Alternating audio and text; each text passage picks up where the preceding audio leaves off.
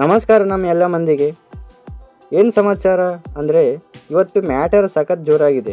ನಮ್ಮ ಪಕ್ಕದ ಮನೆ ಹೈದ ಅಕ್ಕಿ ತರಕಾರಿ ತರೋಕೆ ಹೋಗಿ ಬಂದಂಗೆ ನಮ್ಮ ನಾಗ ಚೈತನ್ಯ ಅಣ್ಣ ಇವತ್ತು ಒಂಥರ ಮಂತ್ರತಂತ್ರದ ಲೋಕಕ್ಕೆ ಹೋಗಿ ಬಂದವ್ರೆ.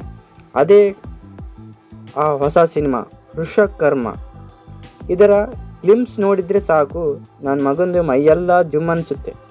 ಯಾವುದೋ ಹಳೆ ಕಾಲದ ಕಾಡಿನ ಮಧ್ಯೆ ದೊಡ್ಡ ದೊಡ್ಡ ಗುಹೆ ಒಳಗಡೆ ನಿಧಿ ಹುಡುಕೋಕೆ ಹೋದಂಗೆ ಕಾಣಿಸುತ್ತೆ.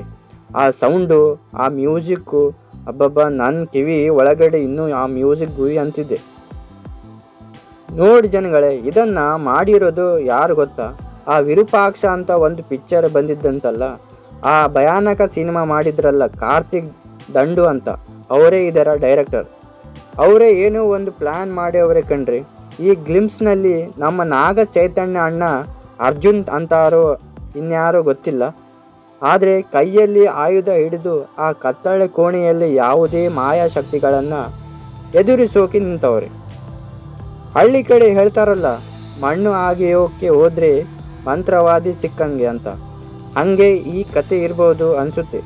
ಕತ್ತಲೆ ಶಕ್ತಿಗಳು ಜಾಗೃತ ಆಗಿರೋ ಹೊತ್ತಲ್ಲಿ ಈ ಋಷಕರ್ಮ ಅನ್ನೋ ವೀರ ಬಂದು ಅವನ್ನೆಲ್ಲ ಮಟ್ಟ ಹಾಕೋ ಥರ ತೋರಿಸವ್ರೆ.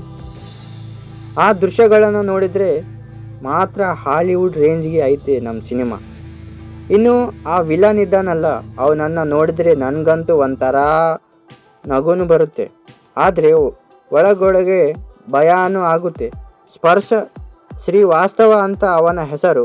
ಮುಖಕ್ಕೆ ಬಣ್ಣ ಬಳಿದುಕೊಂಡು ಒಂಥರ ಮಂತ್ರ ಹಾಕೋ ಥರ ಕಾಣ್ತಾನೆ.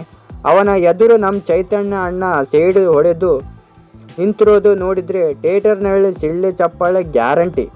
ಜೊತೆಗೆ ನಮ್ಮ ಕನ್ನಡದ ಹುಡುಗಿ ಮೀನಾಕ್ಷಿ ಚೌಧರಿ ಕೂಡ ಅವರೇ, ಆದರೆ ಅವರ ಯಾವ ಪಾತ್ರ ಮಾಡ್ತಾ ಇದ್ದಾರೆ ಅಂತ ಇನ್ನೂ ಗುಟ್ಟಾಗಿ ಇಟ್ಟವ್ರೆ.